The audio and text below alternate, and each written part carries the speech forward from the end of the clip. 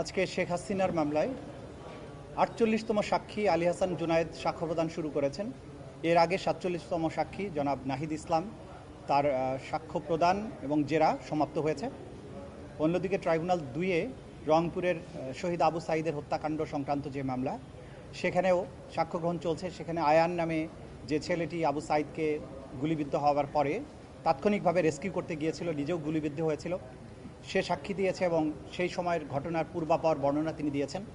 কারা কারা সেই ঘটনার সাথে সম্পৃক্ত ছিল তাদের নাম সুস্পষ্টভাবে তিনি বলেছেন। ভিডিওতে তিনি নিজেকে আইডেন্টিফাই করেছেন, আবু সাঈদের আহত হওয়ার বিষয়টাকে তিনি আইডেন্টিফাই করেছেন। সেখানেও বিচার কার্যটা চলমান আছে।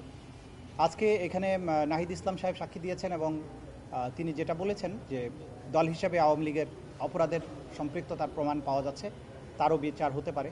ডেফিনেটলি আইনে সেই সুযোগ আছে।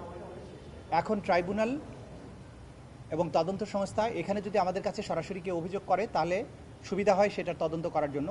এর বাইরেও যেহেতু যে সমস্ত সাক্ষ্য প্রমাণ আদালতে উপস্থাপিত হয়েছে, ব্যক্তির বিরুদ্ধে যে সমস্ত সাক্ষ্য প্রমাণ আসছে, সেই সব সাক্ষ্য প্রমাণের মধ্যেও দল হিসেবে সেই সময়ের ক্ষমতাসীন যে দল ছিল আওয়ামী লীগ, তার সহযোগী সংগঠন হিসেবে যুবলীগ, ছাত্রলীগ, স্বেচ্ছাসেবক লীগ, ১৪ দল, তাদের সম্পৃক্ততার অকাট্য প্রমাণ কিন্তু আদালতে আসছে।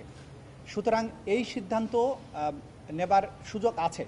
আমরা এখনও সিদ্ধান্ত নেই, দেখা যাক। আমরা এটা নিয়ে ভাববো, এটা নিয়ে ভাবার পরে, এবং যদি যারা ভিকটিম পরিবার তারা যদি দল হিসেবে কেউ এদের বিচারের জন্য আসেন তাহলে হয়তো আরও বিষয়টা সহজ হতে পারে।